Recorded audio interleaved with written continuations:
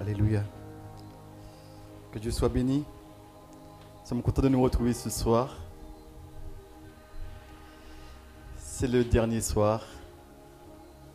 Être un gagneur d'âme. Nous allons le voir ce soir dans mes relations. Merci pour votre présence ce matin. Nous avons eu un très bon moment aussi. Le Seigneur a grandement béni. Je crois que nous avons pu remettre nos sujets entre les mains du Seigneur. Particulièrement ce matin, nous avons pu chercher la face du Seigneur. Mais quand on cherche le Seigneur, la Bible nous dit qu'il se laisse trouver par celui qui le cherche. Être un gagneur d'âme dans mes relations. Est-ce que tu peux dire à ton voisin, sois un gagneur d'âme dans tes relations? Dis-lui cela. Dans tes relations. Dans tes relations. Le texte que nous allons lire ce soir se trouve dans Actes au chapitre 17. Actes chapitre 17. Nous allons lire du verset 16 à 31. Vous savez, bien-aimés, quand on est enfant de Dieu et qu'on arrive en quelque part où l'on voit une chose qui déplaît à Dieu, cela nous irrite, n'est-ce pas? Quand on arrive dans un lieu quelconque et on voit qu'il y a une injustice, eh bien, je ne sais pas pour vous, mais cela nous déplaît. En tout cas, cela me déplaît. Vous voyez par exemple une personne qui maltraite l'autre. Cela peut être un mari qui est en train de battre sa femme de la voiture. Ou encore un autre, deux camarades de classe, mais un qui est en train de maltraiter l'autre. Et quand tu le vois, tu peux être à l'extérieur, mais tu n'es pas insensible à cela. Cela te dérange, n'est-ce pas? Cela te dérange. Il y a des choses qui nous irritent. Vous êtes peut-être en voyage et vous arrivez dans un lieu où les personnes s'arrêtent pour prier. Et ils vous disent, mais que là, vous êtes en excursion, vous êtes en découverte. Et là, on vous dit qu'on s'arrête pour voir. Qu'est-ce qu'on va voir? Un lieu où les hommes s'arrêtent pour prier. Pourquoi? Parce qu'ils ont dit qu'il y avait là une vierge. Et cette vierge-là, il y a eu un ange. Et là, la vierge, elle pleurait. Et là, beaucoup s'arrêtent pour pouvoir prier cette vierge-là. Et quand toi, tu entends cela, il y a en toi une certaine irritation. Il dit, mais non, mais pourquoi il consulte les statues? Et là, c'est une idole. Mais il devait prier le vrai Dieu. Et quand tu vois cela, il y a en toi quelque chose en toi qui t'irrite. Il y a quelque chose en toi qui t'irrite. Les hommes s'arrêtent là pour prier, pour demander à une statue des grâces. Et quand tu vois ça, tu te dis, ah mais c'est pas vraiment cela, n'est-ce pas? Quand tu vois ces choses, il y a une irritation en toi. Et peut-être que pour toi c'est différent. Peut-être que tu es dans l'église. Et vous sentez qu'il y a quelque chose qui manque. Et cela vous dérange. Pourquoi l'on a ce sentiment? Pourquoi on éprouve ces choses-là depuis qu'on est chrétien? Eh bien, auparavant, cela ne nous faisait pas pareil. Mais depuis qu'on est devenu chrétien, eh bien, il y a certaines choses qu'on voit qui nous irritent. Et quand on voit ces choses qui nous irritent, quand on analyse un peu plus loin, on s'aperçoit que ces choses-là irritent Dieu également. Parce que pourquoi? Dieu, il est en nous. Et quand il est en nous, il nous fait éprouver les sentiments qui sont en lui. Et quand Dieu n'est pas content d'une chose, on s'aperçoit bien que nous aussi, nous ne sommes pas contents quand on voit une chose la chose qui déplaît à Dieu. Pourquoi on a ce sentiment? Simplement parce que Dieu est en nous. Je vous invite à lire un texte où, dans Actes chapitre 17, nous allons lire à partir du verset 16 à 31. Et nous allons voir un homme de Dieu qui, lui, va être lui aussi irrité devant une situation. Une situation qui ne glorifiait pas Dieu. Regardez avec moi ce qu'il est dit dans Actes au chapitre 17. Actes chapitre 17. Et je lis à partir du verset 16 à 31.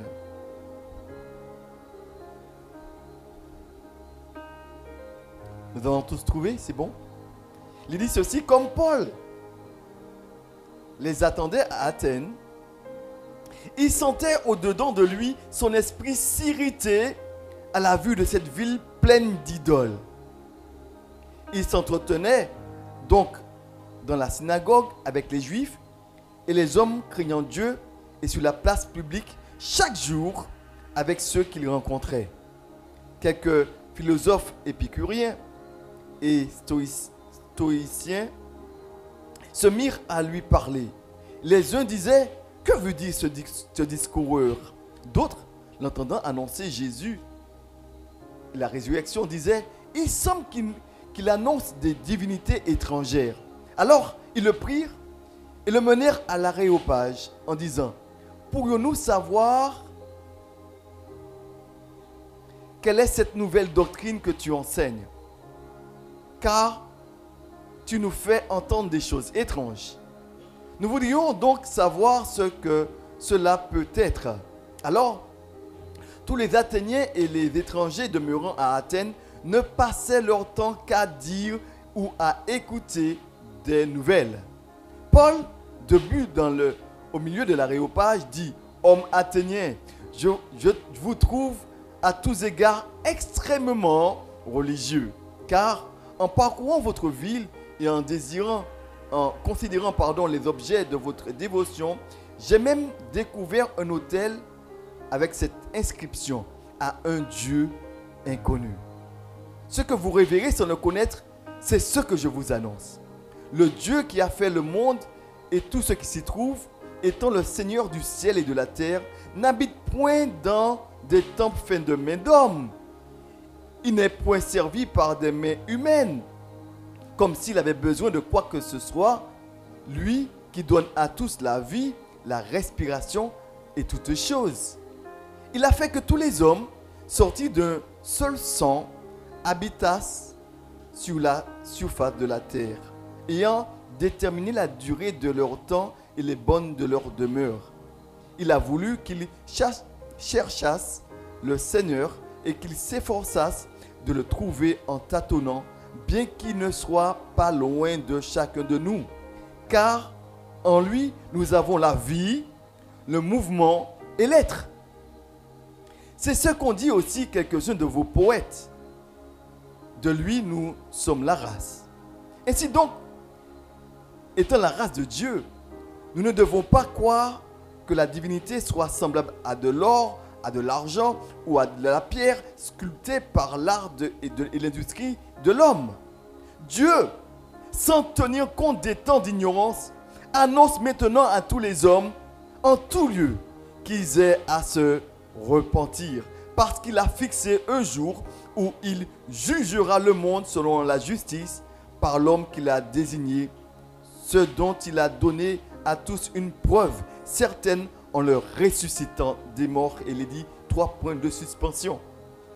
Au verset 32, il est dit: lorsqu'ils eurent entendu parler de la résurrection des morts, les uns se moquèrent, les autres dirent: nous t'entendrons là-dessus une autre fois. Ainsi Paul se retira du milieu d'eux. Quelques-uns néanmoins s'attachèrent à lui et crurent: Denis l'Aréopagite, une femme nommée Damaris et d'autres avec eux. Jusque-là notre lecture. Être ce soir un gagneur d'âme dans mes relations. Dans notre texte, on voit l'apôtre Paul ici qui arrive à Athènes. Athènes qui est une ville, et comprenons bien que l'apôtre Paul, il est en train de fuir les Juifs de Thessalonique qui voulaient lui faire du tort. Et il se sentait, et quand il est arrivé dans cette ville d'Athènes, puisqu'il a dû fuir rapidement Thessalonique et il arrive à Athènes. Mais quand il arrive à Athènes, il y a une chose qui le dérange. Mais quelle est cette chose? Il sent en lui son esprit s'irriter. Pourquoi? Parce que cette ville d'Athènes était une ville remplie d'idoles. Et là, il voit cela, il y a quelque chose qui le dérange. Il se dit, mais pourquoi? Ces hommes, ils sont extrêmement religieux. Et en plus de ça, il y a beaucoup d'idoles. Et il se dit en lui-même, mais ces hommes sont dans l'erreur. Ces hommes sont dans l'erreur. Ils ne connaissent pas le vrai Dieu. Mais il faut faire quelque chose. Il faut faire quelque chose pour les aider à mieux voir et surtout à bien comprendre qui est le vrai Dieu. Parce que quand il voit toutes ces idoles, il se dit, mais tiens, ils sont en recherche, ils ont une soif de Dieu, mais ce n'est pas le vrai Dieu. Ils se trompent. Et quand l'apôtre Paul prend conscience de ces choses, il se dit une chose précise que tu devrais faire avec moi. Il faudra faire quelque chose. Et tu peux dire à ton voisin, il te faut faire quelque chose. Quand tu vois les hommes qui cherchent, qui sont dans l'idolâtrie, ils cherchent, ils ont un désir de connaître un Dieu, mais ils ne sont pas dans la bonne voie. Paul se dit, mais il faut faire quelque chose. On ne peut pas les laisser comme ça. Alors, qu'est-ce que Paul va faire?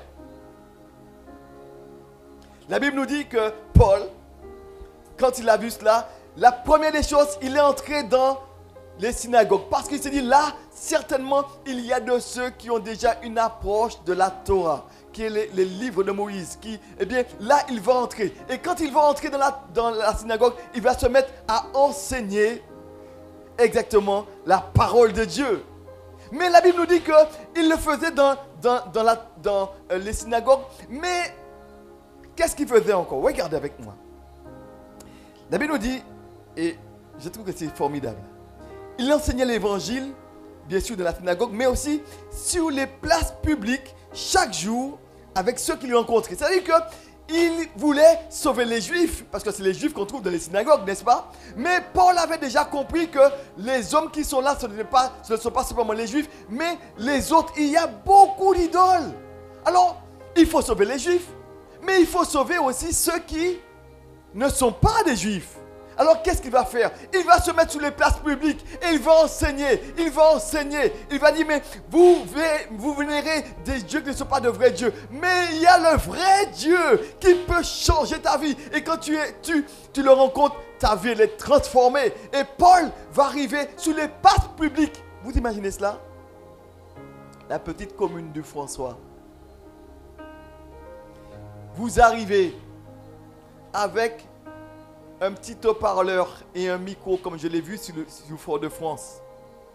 Et ça m'a surpris parce que je me suis dit, mais il lui faut du courage pour faire ce qu'il fait.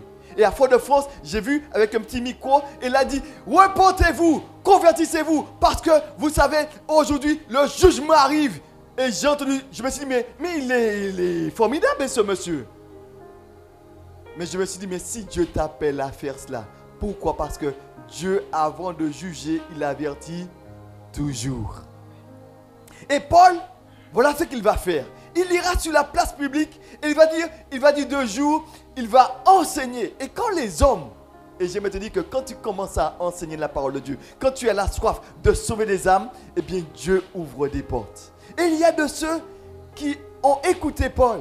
Ils ont dit, mais Paul, tu nous racontes des choses extraordinaires là. On n'a jamais entendu ça vraiment comme ça.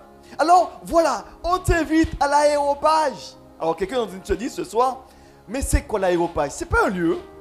Parce que, en fait, oui, l'aéropage c'est un lieu où en fait ils se rencontrent. Mais le mot aéropage ne veut pas dire lieu, mais c'est plutôt assemblée. Et c'est une assemblée, et c'est un corps juridique qui siégeait à la colline de Mars. C'est-à-dire que dans un lieu précis, on aurait dit que c'est la place la place du marché, par exemple. Ils se retrouvent là sur la place du marché, et puis il y a comme une organisation, un corps juridique, et puis ils vont émettre des histoires, ils vont émettre aussi des jugements. Mais pour l'apôtre Paul, il n'était pas en jugement, mais il était inviter. Inviter à venir là parce que le peuple se retrouvait là. On dit que sur la place du marché. Et puis les habitants d'Athènes, eh bien, ils étaient là et ils avaient pour habitude de s'arrêter pour entendre les nouvelles. Ils aimaient cela. Et j'aimerais dire que certainement dans le temps, il n'y avait pas encore de télévision. Et les habitants d'Athènes, ils aimaient se retrouver là parce qu'ils aimaient entendre les dernières nouvelles. Et quand ils ont entendu Paul parler de cette chose-là, ils ont dit, Paul, écoute Paul, viens et parle-nous. Et là, comme tout le monde, ils ont réuni, il y a la foule, il y a aussi les responsables et tout. Et puis Paul qui est au milieu, et puis il se met à parler. Mais Paul, quel sera son discours? Alléluia. Quel sera le discours de Paul? Paul, il va commencer par une chose précise. Paul commence par un élément qu'ils connaissent. Parce que Paul veut leur annoncer la bonne nouvelle. Alors, qu'est-ce qu'il va commencer? Il va leur dire, mais Athéniens, je vous trouve vraiment très religieux. Il va commencer par quelque chose pour lui dire, mais écoutez, vous avez vraiment une certaine crainte de Dieu. Vous êtes quand même remarquable. Et c'est bon. Et quand tu dis alors certains compliments, tu arrives à justement déjà le préparer à recevoir. Je trouve que vous êtes quand même extrêmement religieux. Parce que j'ai même trouvé une statue. Et sur cette statue-là, il est écrit à un Dieu étranger. Parce que vous vénérez bien des dieux. Hein? Et vous savez quoi? Ce Dieu étranger que vous ne connaissez pas, ce Dieu inconnu, eh bien c'est celui-là que je viens vous annoncer. Je viens vous le présenter. Je viens vous présenter ce Dieu-là. Et là, il commence. Et là, on voit bien que l'apôtre Paul, il commence sur un terrain qu'ils connaissent. Ils connaissent. Et certainement, il peut dire, mais c'est la statue qui est sous le manguier, juste à l'entrée là-bas. Et tout le monde dit, ah oui, je sais quelle statue. Eh bien, cette statue-là, elle nous parle de quoi? Elle parle bien à un Dieu, vous avez écrit au-dessous, à un Dieu inconnu. Mais c'est ce Dieu-là que je viens vous présenter. Et là, l'apôtre Paul, il nous dit ceci. Regardez avec moi au verset 23 et 24. Verset 23 et 24. Il dit, Paul debout au milieu de l'aréopage dit, homme athénien, je vous trouve à tous égards extrêmement religieux. Car en parcourant votre ville et en considérant les objets de votre dévotion. Donc on voit bien qu'il y a un élan de cœur. J'ai même découvert un autel avec cette inscription à un Dieu étranger. C'est ce que vous vénérez sans connaître. C'est ce que je vous annonce. Et que va-t-il faire? Regardez avec moi au verset 27. Même verset 27, verset 30. Il va annoncer l'évangile. Il parle de ce Dieu qui les a créés. Il va dire, il a voulu qu'ils cherchassent le Seigneur en tâtonnant. Il parle des hommes. Bien qu'il ne soit pas loin de chacun d'eux. Il ne soit pas loin, il n'est pas loin. C'est un Dieu qui est tout près. Car en lui nous avons la vie, le mouvement et l'être. C'est ceux qui étaient des hommes qui avaient pour habitude de parler de tout et de rien. Et là, il va utiliser le même langage. C'est ce qu'on dit aussi quelques-uns de vos poètes. De qui nous sommes la race. Pour montrer qu'en fait que les poètes ont parlé. Donc, ils parlent de choses qui leur concernent et ils savent de quoi ils parlent, Paul. Si nous qui lisons, nous ne savons pas. Mais eux, ils savaient précisément. Ils disent, mais oui, c'est pour être un tel.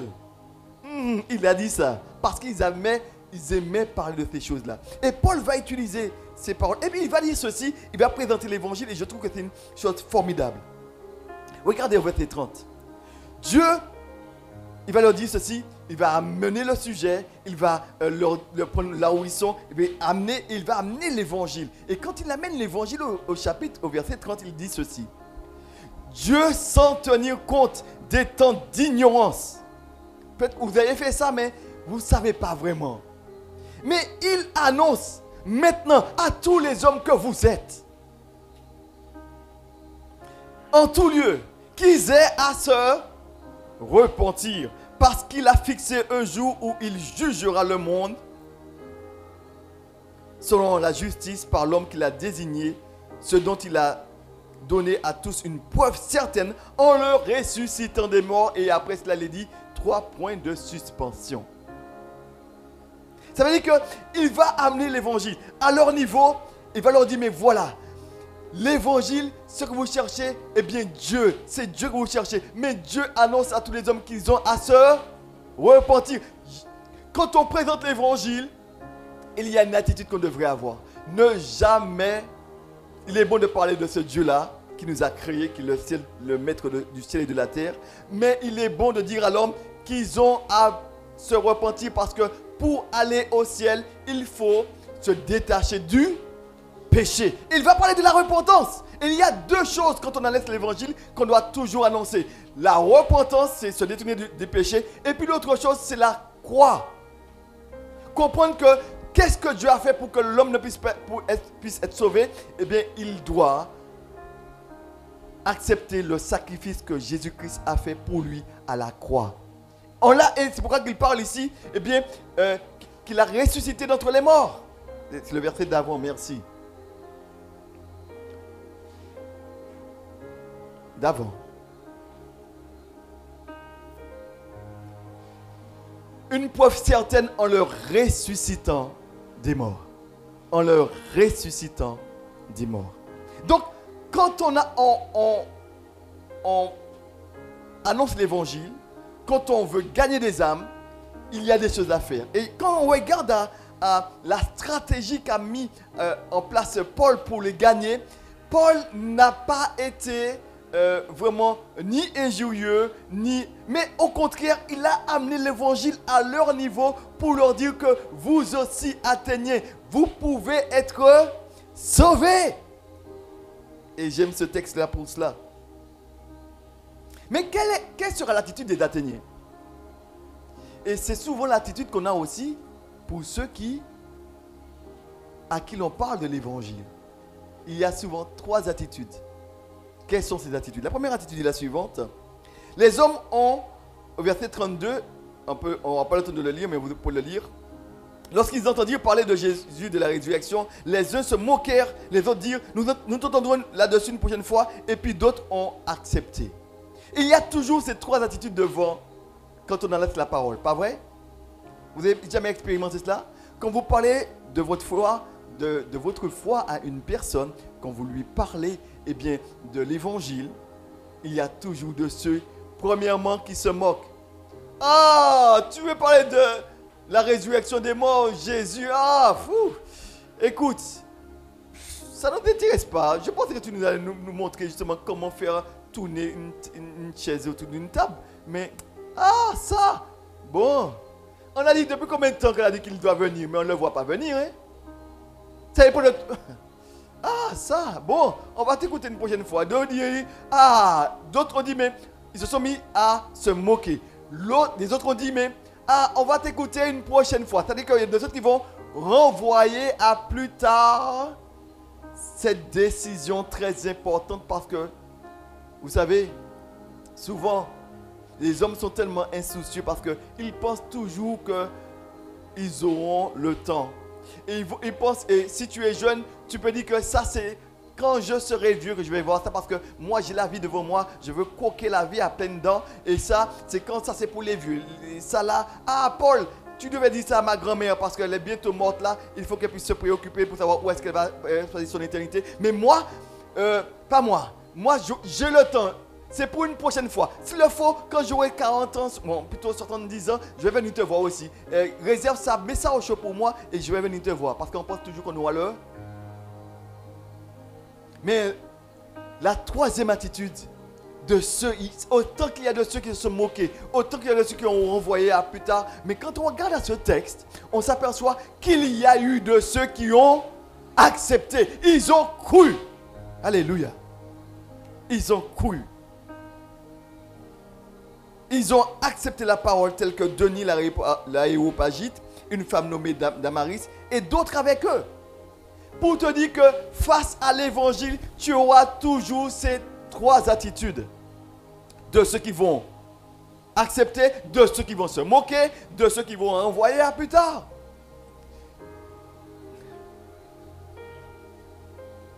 Alors, ce soir, au travers de cette attitude de Paul, je voudrais que nous puissions avoir un temps très concret.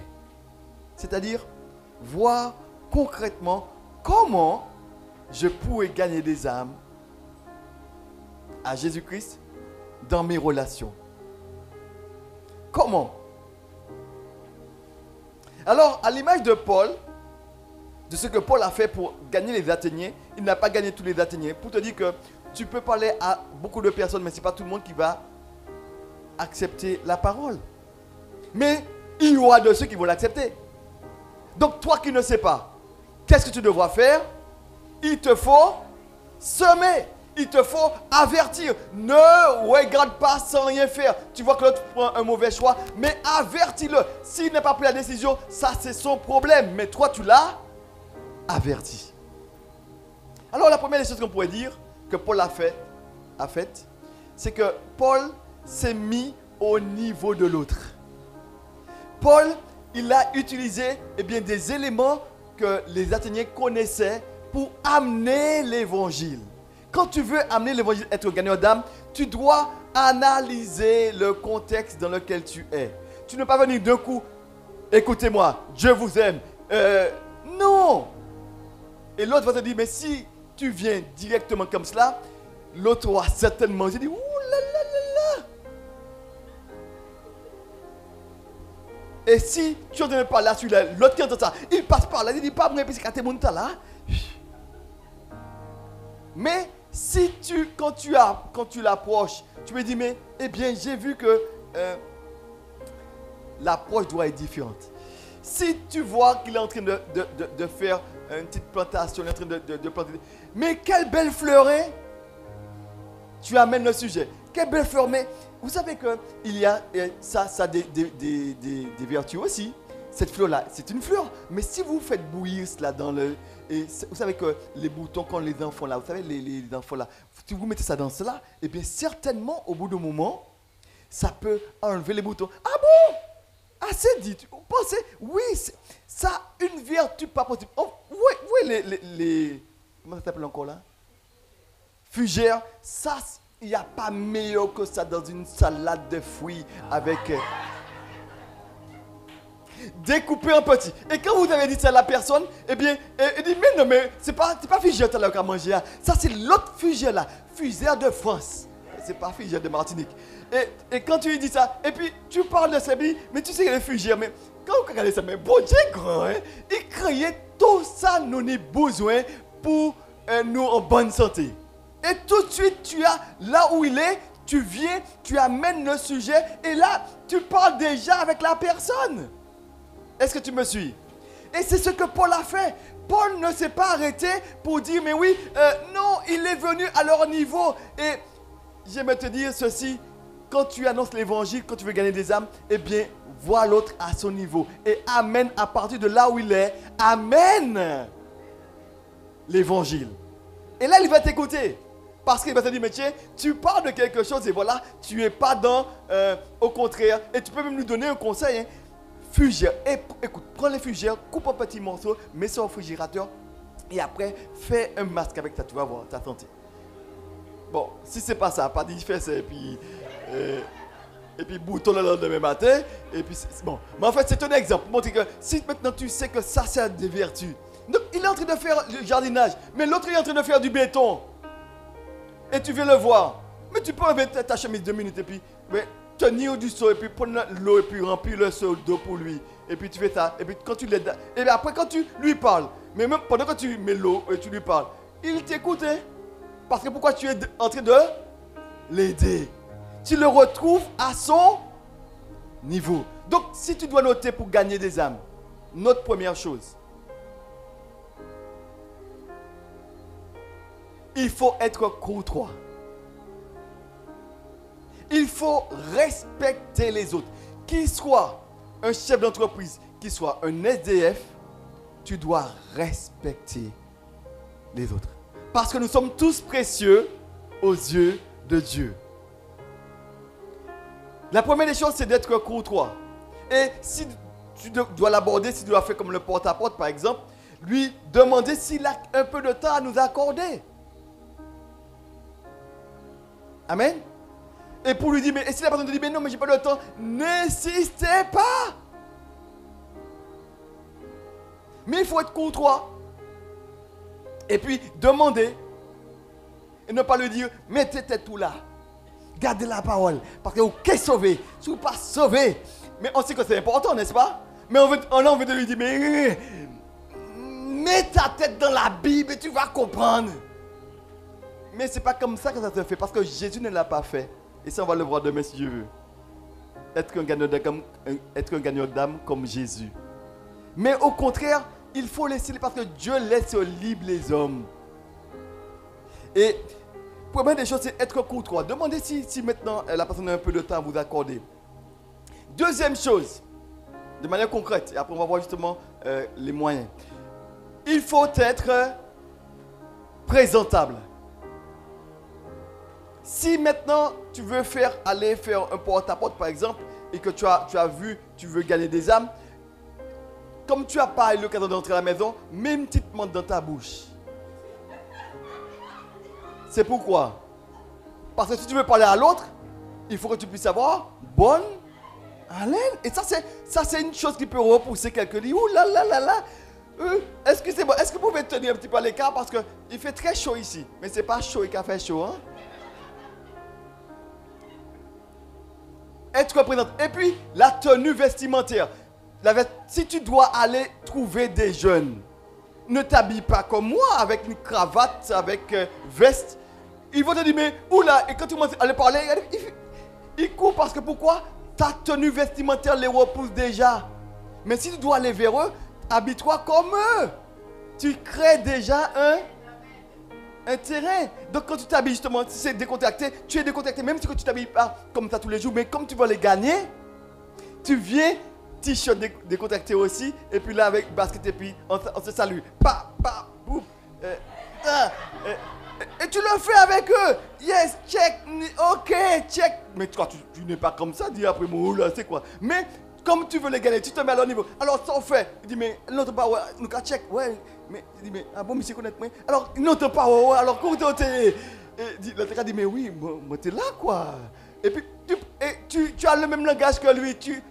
Et quand tu fais ça, tu es à son.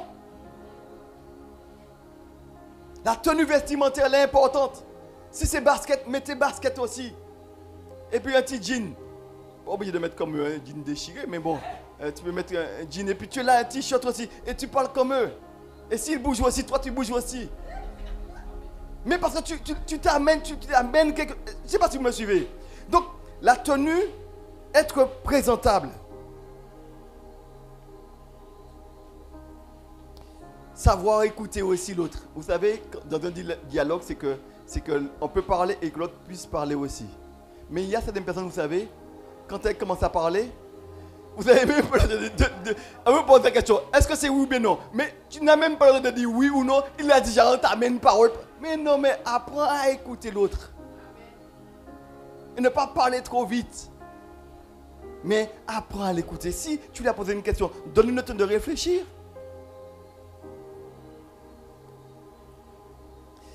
Commencez par un élément que la personne connaît.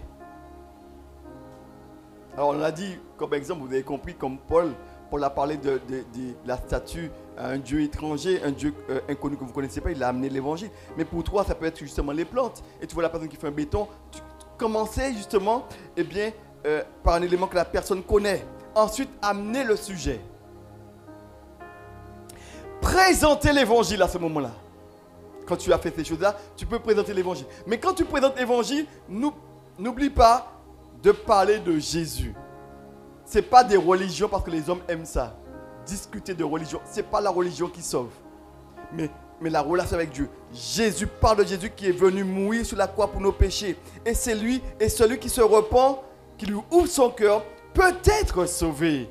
Et ceci pour l'éternité. Et il faut prendre une décision. C'est important de dire à la personne qu'il faut prendre une décision. Vous savez pourquoi? J'ai rencontré souvent en Martinique de ceux qui m'ont dit, mais maintenant, enfant de Dieu, depuis longtemps, on connaît le bon Dieu. Hein? me dit, mais à quel moment vous mariez puis à marier, mais qui ne parle de mariage. Mais parce qu'il y a une décision à prendre. Quand on te marie avec une personne, il faut dire oui ou non. Et tant que tu n'as pas dit oui, tu n'es pas marié. Et il faut pousser à l'autre à comprendre qu'il faut prendre une décision parce qu'on n'est pas enfant de Dieu, mais on le devient d'après Jean chapitre 1 verset 12. À tous ceux qui l'ont reçu, à tous ceux qui croient en son nom, elle a donné, la parole a donné le pouvoir de devenir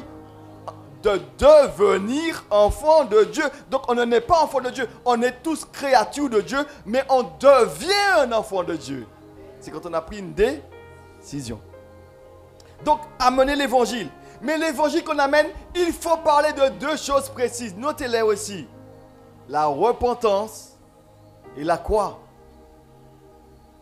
C'est pourquoi que, je ne sais pas si c'est l'apôtre Paul qui disait que je ne veux pas vous présenter autre chose que Jésus-Christ mort, crucifié, ressuscité, et parler justement de la croix. Parce que c'est à la croix que Jésus-Christ a sauvé tous les hommes. Et tous les hommes peuvent être sauvés que par rapport à l'acte de Jésus-Christ à la croix. Donc ces deux éléments sont importants. Si la personne accepte l'évangile, elle dit mais je veux l'accepter Jésus, eh bien prie avec cette personne.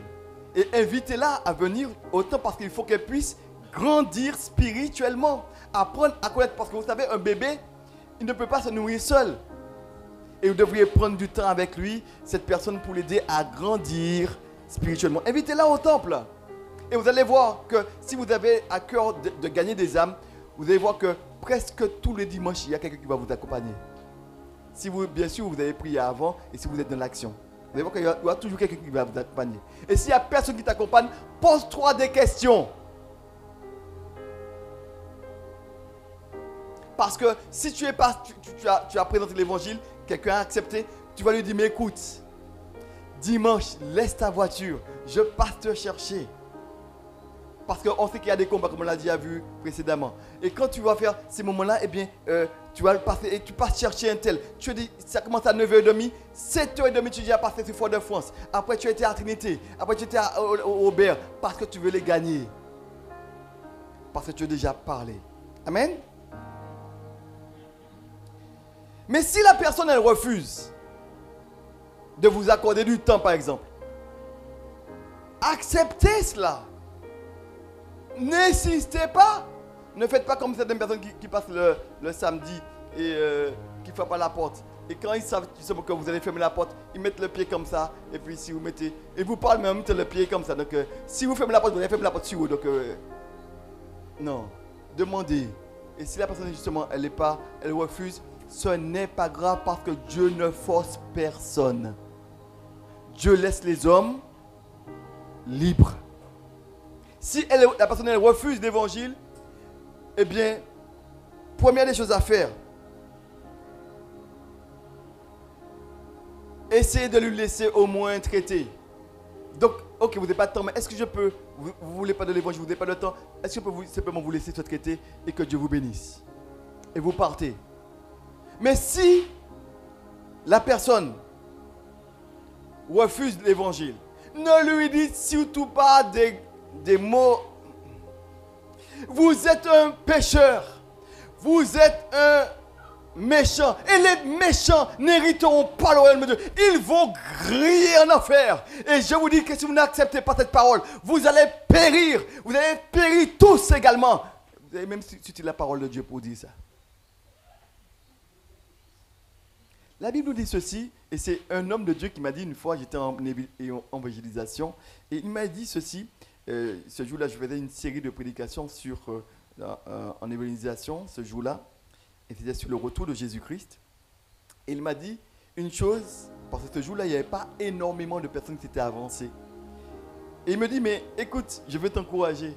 Ce n'est pas parce que tu n'as pas vu des personnes s'avancer que personne ne s'est donné au Seigneur. Parce que tu peux faire un travail, le fait d'annoncer, et certainement c'est Dieu qui amène. Mais Dieu travaille de différentes manières. Il y a de ceux qui le font tout de suite, de ceux qui le font progressivement. Et il me disait une parole qui m'a beaucoup encouragé, qui peut t'encourager. Il m'a dit ceci, ce n'est pas un seul coup de hache qui fait tomber un arbre.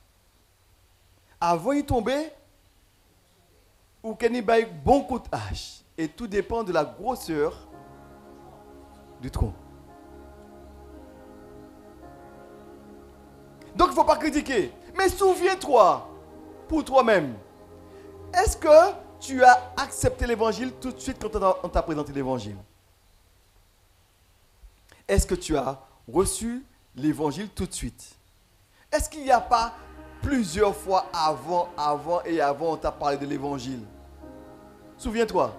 Mais toi, quand tu présentes l'évangile, tu veux que la personne puisse te donner sa vie tout de suite au Seigneur. C'est une bonne chose parce qu'on dit qu'il y a urgence. C'est vrai. Mais tu ne peux pas forcer qui que ce soit à prendre position pour le Seigneur. Donc si maintenant, elle refuse, propose-lui un traité et donne-lui un traité. Et après, tu lui dis que Dieu te bénisse et tu proclames une parole de bénédiction. Tu peux lui dire par exemple, monsieur, eh bien, je vous laisse, mais n'oubliez pas, pensez à votre âme. Simplement. Et vous partez. Cette parole-là peut l'empêcher de dormir. Parce que pourquoi? Dieu travaille d'une manière et d'une autre. Il n'a pas besoin de... Dieu travaille avec des choses précises. Pas besoin d'avoir beaucoup de paroles. C'est pas vrai. Dieu travaille de différentes manières. Ne critiquez pas. Et surtout, une chose. Ne critiquez pas la religion des autres. Si vous voulez gagner des âmes. Parce qu'une personne qui se sent attaquée de par ses valeurs, il y aura ce qu'on appelle au niveau du cerveau, ce qu'on appelle le clivage. C'est que bon, il y a quelque chose qui va se fermer. Tu pourras lui dire ce que tu veux, elle ne va rien entendre parce que pourquoi tu l'as attaqué sur ses valeurs. Donc tu peux très bien parler de la Bible, mais sans donner des noms. Vous savez, ceux qui font telles choses-là, ce sont des pas bons, ils sont mauvais, ils sont... La personne se dit, mais oui, si moi je suis comme ça. Il dit, mais tu es en train de me critiquer. Mais on ne parle pas de religion. Autre chose, quand tu veux parler de l'évangile, justement, tu veux gagner une âme. Ne discute pas de la doctrine avec la personne. Parce que la Bible nous dit qu'il y a un voile qui est jeté sous les yeux qui les empêche de voir la splendeur de l'évangile. La première des choses que tu devrais faire, c'est demander à Dieu, enlève ce voile afin que cette personne puisse connaître, puisse accepter l'évangile. Ça, on oublie de le faire souvent.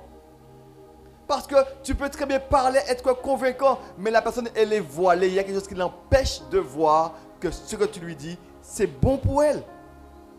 C'est une bonne chose pour elle. Donc, note cela aussi, demander à Dieu d'enlever ce voile. Et puis toujours, encourager cette personne. Toujours lui donner un petit document. Vous savez, quand on donne un document à une personne, même si cette personne-là qui n'a pas de temps, vous lui laissez un traité par exemple. Quand vous lui laissez le traité, la personne te dit, mais écoute, elle prend le traité. Mais le traité qu'elle a pu prendre peut très bien ne pas servir à cette personne-là vraiment, mais peut servir à un membre de sa famille. Si la personne a mis le traité dans sa voiture, elle a juste envoyé le traité dans ta voiture. Mais ça peut être sa femme qui ramasse le traité dans ta voiture. Ça peut être un enfant et qui peut le lire et que Dieu peut travailler dans un cœur. Combien de témoignages qu'il y a déjà eu, même de ceux qui ont pris le traité et qui l'ont jeté. Et c'est un SDF qui a ramassé et son cœur a été touché. Donc, d'une manière ou d'une autre, Dieu travaille. Donc, toujours laisser, dans la mesure du possible, un document, toujours laisser un traité, quelque chose qui puisse aider l'autre à pouvoir se rapprocher de Dieu si tu n'as pas l'occasion de lui présenter l'évangile directement. Alors, maintenant, je voulais que l'on puisse voir de manière concrète. Je vais demander à la technique de pouvoir... C'est vrai qu'on a un souci avec le son. Grégory? Il n'y a pas de... Voilà. Alors, les moyens pour témoigner de l'amour de Jésus-Christ. Alors, de manière concrète, parce que je crois que ce soir, c'est avec qu'est-ce qu'on peut mettre en place. Donc, on a vu de manière concrète qu'est-ce qu'on pourrait mettre en place. C'est vrai que cela n'est pas... je vais vous donner quelques éléments, d'accord? Mais vous allez voir qu'à partir, le Seigneur nous a mis à cœur, les frères et moi-même, à partir, puisque c'est la mission de ces deux N, à partir non pas le premier jeudi du mois de février, on va commencer tous, si vous êtes d'accord, évangélisation exposée sous, je crois, 12 ou 13 leçons. Mais on va venir tous les dieux. On n'aura pas plusieurs classes, on aura une seule classe et vous aurez des documents Et parce qu'après, on devra apprendre à maîtriser comment présenter l'évangile en peu de temps à une personne. Et on va prendre tout ce temps-là exceptionnellement. Tous les jeudis. Je vais vous demander un effort particulièrement pour être là. Et on va vraiment apprendre. Première chose, l'évangile, c'est quoi? Après, il y a le verset justement, Éphésiens 2:8. C'est point par les œuvres, mais c'est par grâce. Plus loin, et on va apprendre de manière concrète avec les versets et comment que toi, face à une personne, comment tu peux lui présenter l'évangile de manière simple, avec des illustrations précises. Et ça, c'est l'évangélisation explosive. Nous allons le voir ensemble. Mais ce soir, nous allons voir les moyens. Et ça, on va le voir à partir de février, si Dieu veut. Février, si Dieu veut, nous allons prendre le temps. Nous allons étudier pour toutes les classes. Il n'y aura pas différentes classes. Il n'y aura qu'une seule classe. Et on va étudier ensemble, d'accord? Donc, réservez déjà février, tous les jeudis. Je crois qu'il y a 14 ou 16 jeudis. Et nous allons ensemble, parce que c'est une progression, chaque leçon. Et nous allons voir justement pour pouvoir apprendre cela. Alors, ce soir, voyons maintenant les moyens pour évangéliser de l'amour de Jésus-Christ. La diapo suivante, merci. Nous pouvons utiliser notre portable pour présenter l'évangile. Par les réseaux, sur les réseaux sociaux, les statuts sur WhatsApp, par exemple, faire un audio, ici, un audio où tu témoignes du sacrifice de Jésus-Christ à la croix. Tu peux parler, parce que, vous savez, sur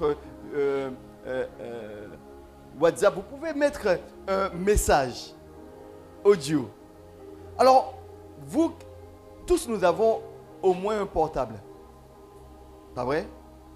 Au moins un. D'autres ont 2, 3. Celui du travail, celui de l'entreprise, celui pour les loisirs, celui pour la famille. Voilà. Mais tu peux faire un audio où tu témoignes du sacrifice de Jésus à la croix. Tu peux parler, tu peux enregistrer cela. Et là, tous ceux qui vont regarder le statut, parce qu'il y a ceux qui aiment passer leur temps. Je ne le faisais pas souvent, mais bon, maintenant on m'a montré comment faire, maintenant je vais le faire aussi. Mais on regarde justement, et puis on passe dessus à regarder. Mais si vous avez des choses à faire, ne regardez pas ça, hein, parce que ça va prendre votre temps. Mais on regarde le statut d'un tel, et celui-là qui raconte sa vie. Mais toi, tu veux gagner des âmes. Tu peux mettre un témoignage. Encore, tu peux transmettre des messages ou images qui témoignent de la parole de Dieu. C'est-à-dire que tu peux mettre, je ne sais pas si Kéran justement l'a fait cette semaine, je crois. Cette semaine, tu l'as fait, Kéran. Tu as mis Dieu t'aime cette semaine. Mais tu pourras l'envoyer aussi sur le groupe, par exemple, pour dire, mais tous ceux qui voudraient mettre Dieu t'aime, simplement quand ils vont regarder comme image, ils voient tout de suite Dieu t'aime. Et cela peut faire du bien à une personne qui simplement, qui est en déprime, qui regarde et puis sa main est tombée sur vous comme ça, et puis paf, Dieu t'aime. Cette parole-là peut aider une personne. En image, au lieu de mettre 3 là en train de faire, vous savez, il y a ce qu'on appelle les statues aussi. Et les personnes qui font un tas de bêtises pour faire rigoler les autres. Ils mettent leur visage d'une certaine manière et puis des trucs, et puis ils font des trucs que tu peux sauver des âmes avec ça. Alors mets un message. Transmets un message. En statut, tu peux mettre quelque chose. Ou transmettre des vidéos qui témoignent de la puissance de Dieu. Tu peux mettre des choses à la suite. Avec ces deux, on a commencé depuis un certain temps à mettre des spots et des spots de sorte qu'on puisse les mettre en statut, que les autres puissent voir. Quand on a fait par exemple la semaine de jeûne et de prière, on avait fait un format pour présenter le jeûne et prière que vous avez peut-être reçu, et que j'ai pris la parole pour dire souhaiter une bonne année, une bonne persévérance, pas une bonne année, mais une bonne persévérance dans le Seigneur, et puis présenter le jeûne. Donc vous pouvez l'avoir en statut et l'envoyer, et quand vous le mettez sur votre portable, il y a de ceux qui regardent et vous pouvez toucher une personne. Amen. Il n'y a pas d'amen dans cela? Vous n'êtes pas d'accord? Donc à partir d'aujourd'hui, je vais regarder vos statuts. Tu peux utiliser également Instagram. Instagram, c'est vrai que moi je ne l'ai pas sur mon portable installé, mais aujourd'hui c'est ce qu'utilisent les jeunes aujourd'hui. Instagram, les réseaux sociaux. Et tu peux faire sur Insta une prédication.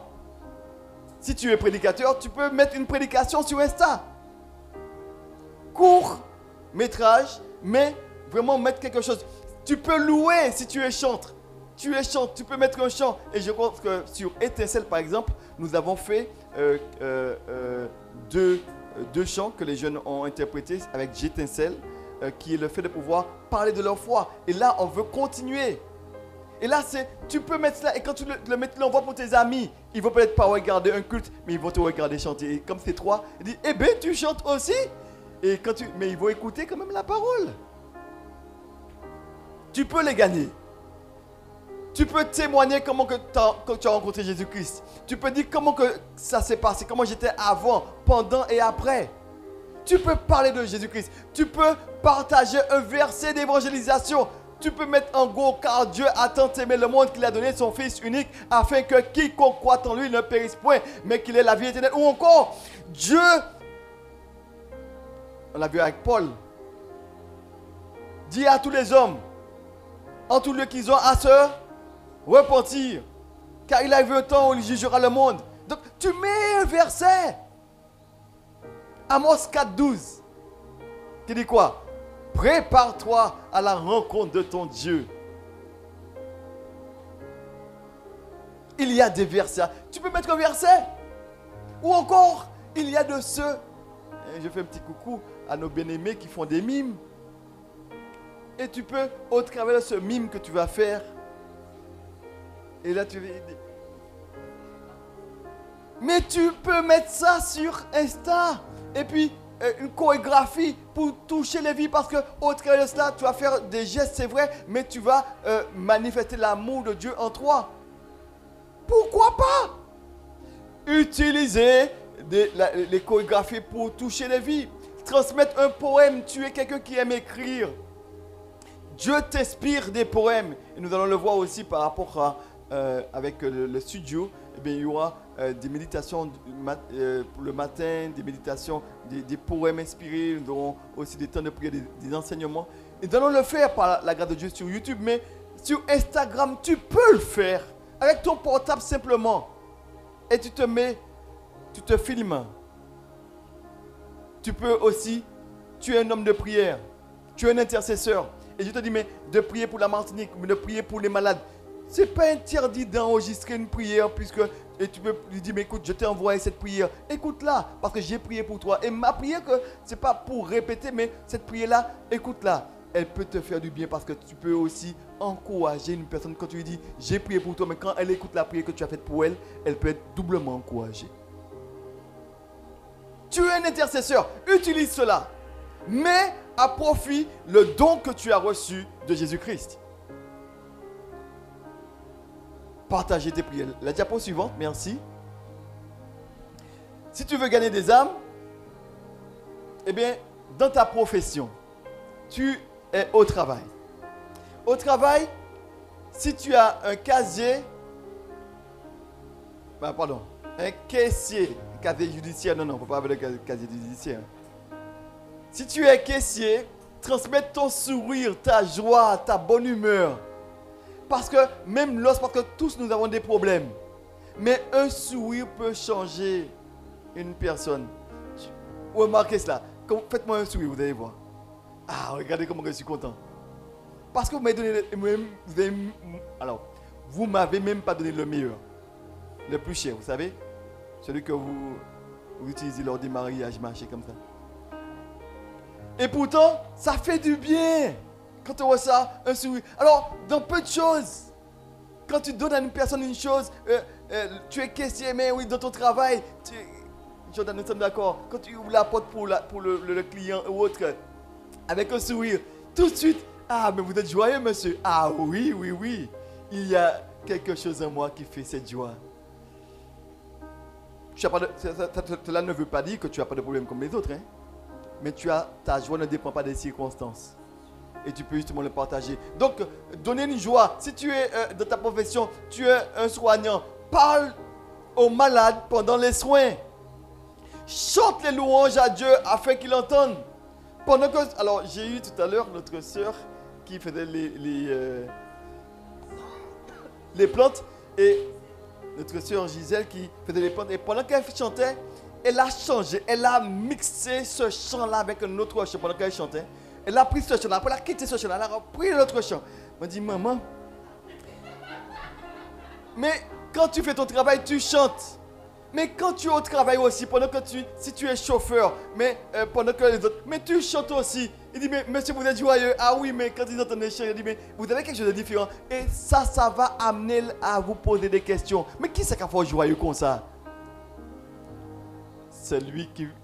Alors là, et quand vous avez entendu ça, tout de suite, la porte était ouverte et puis clac, boum, évangile.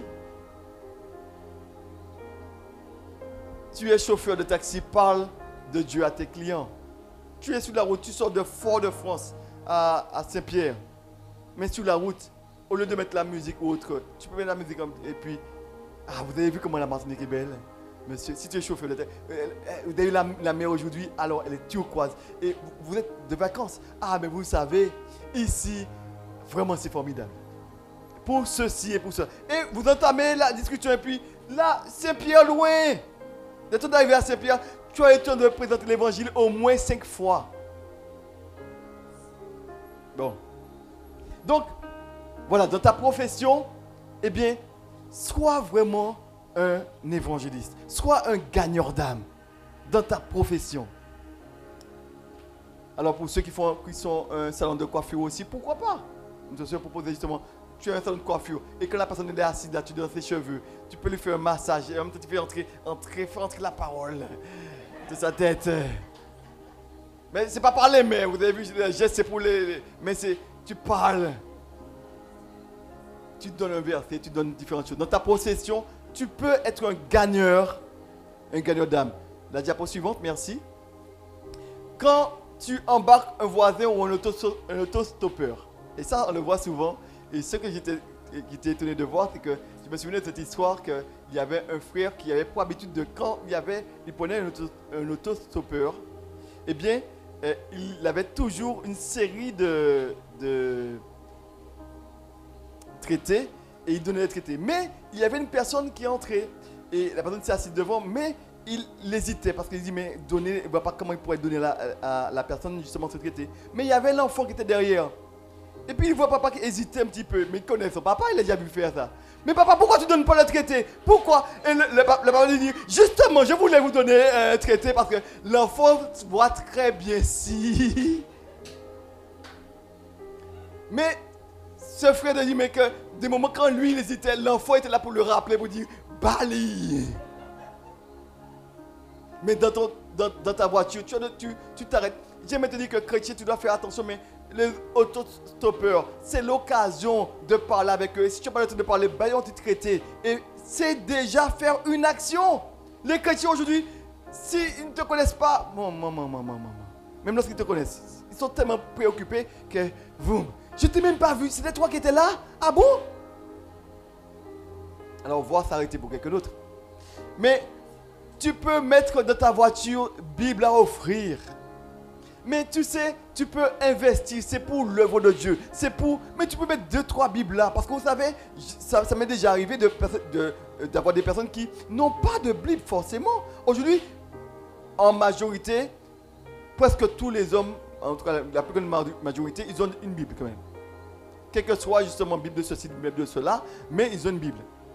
Mais c'est toujours bien de proposer une Bible. Un livre. Un traité, un remède contre les soucis. Par exemple, aujourd'hui, ce qui se passe en Martinique et en France, c'est que, à ce qui paraît, la France est le plus grand pays dans lequel il y a la consommation d'antidépresseurs. C'est-à-dire qu'en fait, les hommes font des dépressions à répétition, mais c'est incroyable. Et plus ça ira, je pense que plus le temps va passer, plus cela va augmenter parce que la France, de plus en plus, rejette Dieu. Et il cherche des solutions.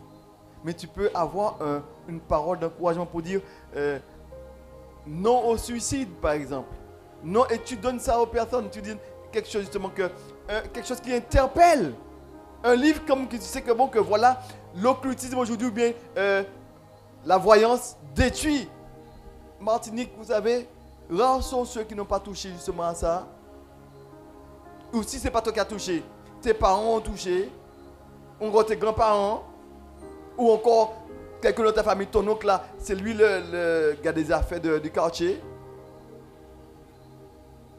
Et nombreux sont ceux qui ont touché à ces choses-là. Et quand tu touches à ces choses-là, tu ne peux pas être neutre. Donc, quand tu embarques, alors maintenant, si tu n'as pas encore fait d'autostoppeur, eh bien tu n'as qu'à aller, comme disait le frère, tu passes vers 7+. Et tu passes sous le pont, et si tu vas de 7+, tu vas te faire une petite détente pour aller au marin. Et là, tu vas toujours trouver des autostoppeurs. Et là, tu les embarques.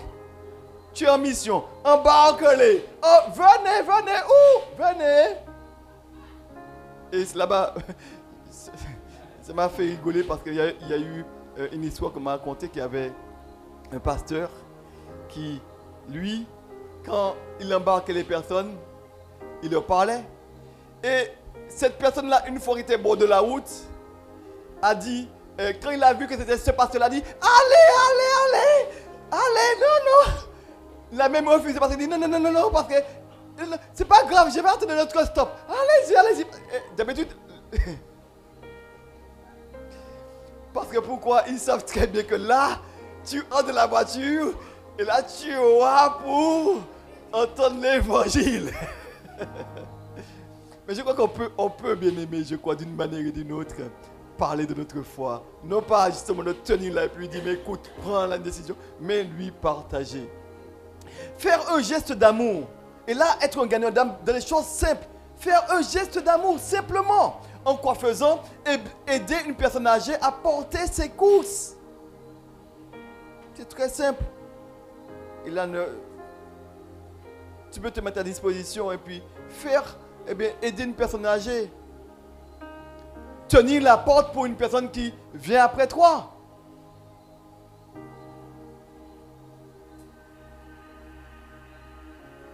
Très simple ça. Vous entrez à la banque. Il y a toujours justement un va-et-vient. Mais vous entrez. Mais vous tenez la porte pour l'autre.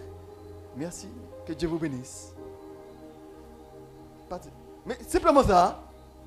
Merci monsieur. Pas de souci. Que Dieu vous bénisse. Tu lui as dit un message. Et tu as proclamé sur sa vie aussi une bénédiction. Que Dieu vous bénisse. Mais tu as tenu la porte pour une personne qui vient après toi. Offrir un repas à un SDF. Ah, voilà quelque chose. Offrir un repas à un SDF. Ah non, moi avec ces gens de personnes-là, ils me demandent toujours de l'argent. Mais même lorsque j'ai apporté un sandwich pour un, qu'est-ce qu'il a fait une fois? Il a ouvert moi, j'ai pas pris. Moi, j'avais envie de manger, mais comme j'ai vu qu'il était de besoin, je vais acheter un sandwich pour lui. Qu'est-ce qu'il a fait? Il a ouvert l'hamburger. Il a pris les steaks. Et puis il a jeté les pains derrière lui et puis il est parti. Alors ça, c'est eux qui a fait ça. Mais on ne peut pas mettre tout le monde dans le même sac. Voyons. Si eux a fait ça, parce qu'il n'a pas vraiment fait. Mais si tu es faim, il a mangé, il y a même d'autres aussi qui te demandent d'autres encore. Je me souviens, une fois nous étions avec ma femme et mes enfants sur Fort-de-France. Et il y a un SDF qui est venu. Il a dit aux enfants, mais qui est-ce qui pourra donner? J'ai vu mon deuxième frère, pas moi. Hein? Il a pris ses frites et marché, pas moi. Hein? Et puis il s'est bien mangé, mais regardez en même temps. Et on lui avait donné justement, je crois, la boisson, on avait donné quelque chose. Et puis après, mais là, la manière dont la personne a mangé ça, c'était tellement rapide qu'on s'est dit, mais oulala, vraiment il était fait. Alors tu lui as donné justement un petit peu aussi. Mais l'autre a dit, mon McDonald's là. Ça c'est pour quelque chose qu'on peut offrir. Mais bien aimé, on peut faire ça aussi pareil pour bien des choses. Hein. On a 5 pains dans le congélateur, mais l'autre a besoin d'un pain. Tu lui dis, mais que Dieu te bénisse. Et tu ne donnes pas le pain que tu as là.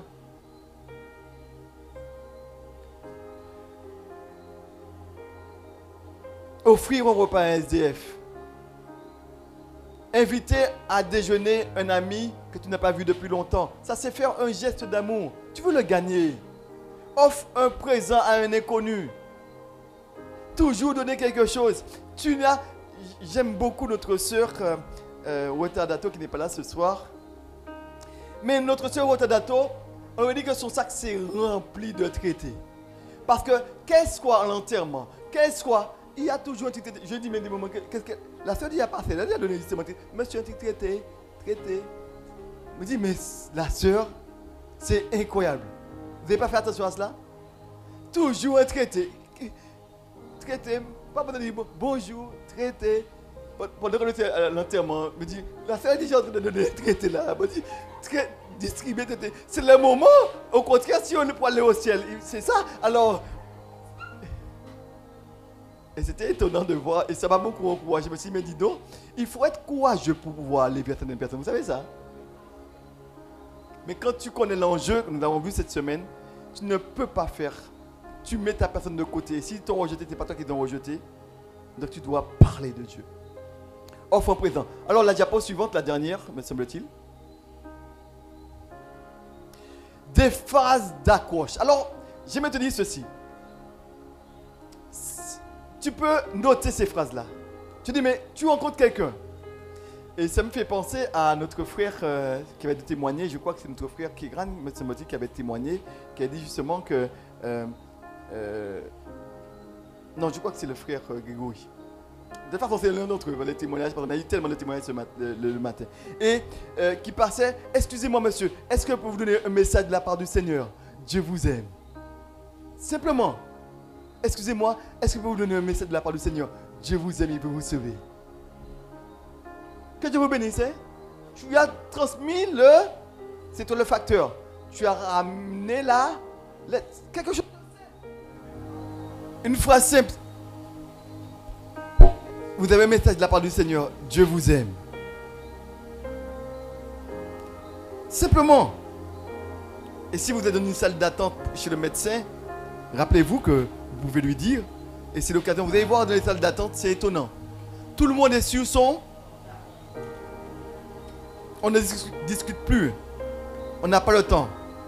Mais on est occupé, préoccupé. Et l'ennemi sait nous isoler. Et on est de plus en plus isolé. Et c'est pourquoi il y a de plus en plus de dépression aussi. Alors, voilà ces phrases. Si tu meurs aujourd'hui, es-tu sûr d'aller au ciel? Une phrase justement que vous pouvez utiliser pour amener pour une discussion. Une autre phrase. Savez-vous que Jésus revient bientôt? Savez-vous que Jésus revient bientôt? Ah, vous pensez qu'il revient depuis combien de temps? Ah ben oui, je vous dis qu'il revient parce que pourquoi? Il nous a donné une preuve certaine. Et s'il avertit avant les hommes de Noé, ils n'ont pas pris. Et il avertit aussi ceux de Sodome et de Gomorrhe. Il y a eu un jugement. Ah bien, certainement il fera aussi son jugement. Savez-vous que Jésus revient bientôt? Qu'est-ce qui vous rend le plus heureux dans la vie? Qu'est-ce qui vous rend le plus heureux dans la vie? Et témoigne de ce qui te rend heureux. Parle. Sais-tu que Jésus t'aime, que Dieu t'aime? Est-ce que tu sais cela? Ah, j'ai pas l'impression. Avec tout ce que je vis en ce moment-là, c'est tu penses que Dieu m'aime? Si Dieu t'aime, ou quoi penser ça dans sa mantécaillée? Eh bien oui. Mais ça t'arrive, c'est pourquoi? C'est pas parce qu'il ne veut pas t'aider, mais il y a un problème. Et ton problème, c'est le problème de tous les hommes. Hein? C'est quoi le problème? C'est le péché. Et le péché a toujours des conséquences. Mais il te dit, mais si tu avoues et tu te délaisses et puis tu lui ouvres ton cœur, tu vas voir le changement. Tu lui parles simplement. Des phrases d'accroche. Et j'ai vu une chose très importante, c'est que les chrétiens ne savent pas trop comment aborder les autres. Mais je vais te dire une chose. Si tu pries pour eux, tu auras un fardeau. Ce fardeau va te pousser à ouvrir des portes. Vous savez, ce que je fais souvent avec les nouveaux convertis, c'est le plan du salut avec les 3 cercles. Vous savez, ce que j'ai eu, ce n'était pas sur un livre. Vous n'allez pas le voir sur un livre. Mais j'ai dit au Seigneur, Seigneur, c'est pas normal. Il faut que je puisse, en peu de mots, j'ai peu de temps, que je puisse présenter l'évangile à quelqu'un. Et j'ai prié pour ça. J'ai dit, Seigneur, aide-moi à faire quelque chose. Parce que je ne peux pas, je veux voir des vies transformées. Alors, aide-moi à voir cela. Et il m'a donné ce schéma. Et depuis, je n'ai pas trop de problèmes à parler de l'évangile. On ne sait pas par où commencer, mais commence avec une de ces phrases-là. Et parle de ta foi. Amen. Mais alors, comme on l'a dit tout à l'heure, si maintenant Dieu nous donne à faire les choses, faisons-le. Mais toujours signé d'une action, on l'a fait justement pour glorifier Dieu. Et pourquoi? Parce que l'autre va toujours se souvenir que Intel m'avait aidé. Pareil, je vous donne un court témoignage aussi. C'est une personne justement qui m'a dit, une fois j'ai donné, c'était fait du stop et éventuellement aussi. Et je me suis arrêté, j'ai traversé, j'ai fait marcher. Je me dis, mais vous allez où? Vous allez sur le Robert? Je l'ai embarqué. Je me dis, mais cela, c'est seulement des chrétiens qui ont fait ça. Comme ça, parce que je me dis, mais pourquoi? Parce que simplement, généralement, elle m'a dit que depuis longtemps que cette personne est là, mais c'est un chrétien seulement qui peut faire ça. Et quand elle a vu justement que dans la Bible, dans ma voiture, ce que j'écoutais comme louange et tout ça, eh bien, elle dit, mais c'est seulement un chrétien qui peut faire ça. Et la personne même, elle est dit à disposition justement pour pouvoir écouter. Donc maintenant, si la personne accepte, c'est bien. Elle n'accepte pas, c'est toujours une action qu'on a pu faire parce que c'est toujours aider, se mettre au service des autres. Merci pour ce témoignage. Nous allons terminer. Je vais demander au groupe de louanges de venir. Nous allons terminer par le chant thème. Mais je voudrais vraiment vous encourager ce soir. Mettons notre foi en action. Et demandons à Dieu, je vois qu'il a déjà fait pour bien d'entre nous, il va nous bouger de notre zone de confort. Pour que nous puissions aller porter la bonne nouvelle. Paul, quand il a fini avec les Athéniens, il y a eu un problème. Qu'est-ce qu'il a fait? Il est parti, je crois, encore pour Corinthe. Il ne s'est pas arrêté. Bon, j'ai fini à Thessalonique. Thessalonique, il y a eu une persécution. Je suis venu à Athènes. À Athènes, il y a eu, ils ont entendu, il y a d'autres qui ont accepté. Et bien moi, je suis déjà reparti pour Corinthe. Montrer que toujours sa mission, c'est d'aller porter la bonne nouvelle. Que Dieu nous bénisse. Est-ce qu'on peut se mettre debout? On va terminer par la prière, par le chant.